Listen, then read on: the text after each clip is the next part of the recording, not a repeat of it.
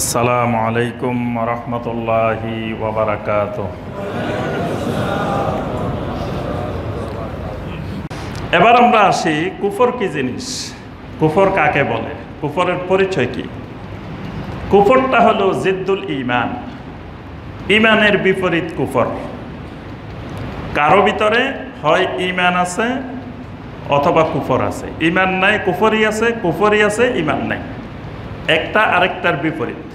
যেমন তাওহীদের বিপরীত শিরক, শিরকের বিপরীত তাওহীদ, সুন্নতের বিপরীত বেদাত, বেদাতের বিপরীত সুন্নত। ঠিক একই রকম ঈমানের বিপরীত কুফর, কুফরের বিপরীত ঈমান। ঈমানের যেই আরকান, ঈমানের যেই রোকনগুলো, এই ঈমানের রোকনগুলোর মধ্য থেকে কোনো একটি রোকনের প্রতি কারো যদি অসম্মতি থাকে, অস্বীকৃতি থাকে বা যথাযথ ঈমান না থাকে, আল্লাহ পাকের তাওহীদের ক্ষেত্রে, নবী সাল্লাল্লাহু আলাইহি সাল্লামের রাসালাতের ক্ষেত্রে ঈমানের ব্যাপারে যদি কারো কোনো ধরনের অস্বীকৃতি থাকে, এটাকে কোরআন সুন্নাহর ভাষায় বলা হয় কুফর। তাহলে তিনটা কথা বলছি, তিনটা জিনিস মনে রাখতে হবে। একটা হলো তাওহীদের ব্যাপারে, আল্লাহর একত্ববাদের ব্যাপারে যথাযথ ঈমান না আনা। ঈমান আনতেও পারে, আল্লাহ পাকের তাওহীদের অনেক বিষয় কিন্তু কাফেররা ঈমান আনত। যেমন কাফেররা আল্লাহকে সৃষ্টিকর্তা মানত, তারপরেও কাফের। কাফেররা আল্লাহ সুবহানাহু ওয়া তাআলাকে রিজিক দাতা মানত, তাও তারা কাফের। কাফেররা আল্লাহ সুবহানাহু ওয়া তাআলাকে পৃথিবীর সব কিছুর পরিচালনাকারী মানত, তাও তারা কাফের। অর্থাৎ পুরোপুরি তাওহীদের উপরে ঈমান আনা নাই, তাওহীদের কিছু অংশের উপরে ঈমান এনেছে, কিছু অংশের উপরে ঈমান আনে নাই। তাহলে তাওহীদের উপরে যথাযথ ঈমান, তাওহীদের উপরে যেভাবে ঈমান আনা দরকার সেভাবে ঈমান না আনাটাই কুফর। ঠিক নবী সাল্লাল্লাহু আলাইহি সাল্লামের রাসালাতের উপরে যেভাবে ঈমান আনা দরকার, নবী সাল্লাল্লাহু আলাইহি সাল্লাম যে আল্লাহর রাসূল, এটা কিন্তু অনেক কাফেরই জানতো। তাদের অন্তরে শতভাগ বিশ্বাস ছিল উনি আল্লাহর রাসূল, কিন্তু তারপরেও কাফের।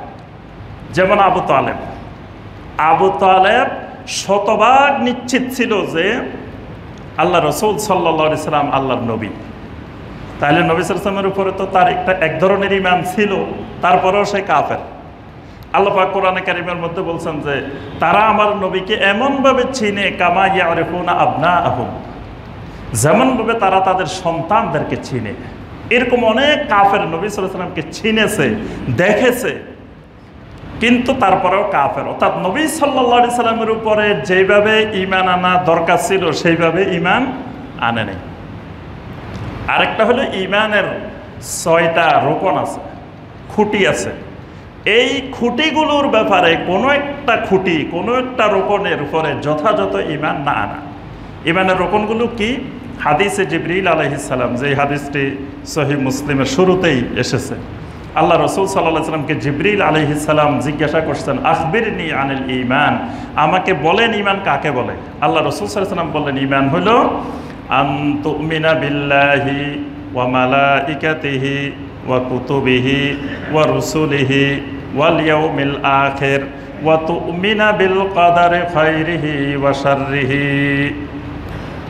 আল্লাহ রাসূল সাল্লাল্লাহু আলাইহি সাল্লাম ঈমানের সংজ্ঞা দিলেন, ঈমান হলো আল্লাহর উপরে, মালাইকাদের উপরে, আল্লাহর কিতাবসমূহের উপরে, আল্লাহর রাসূলদের উপরে, আখিরাতের উপরে, তাকদীরের উপরে যথাযথভাবে বিশ্বাস করা, এটার নাম ঈমান।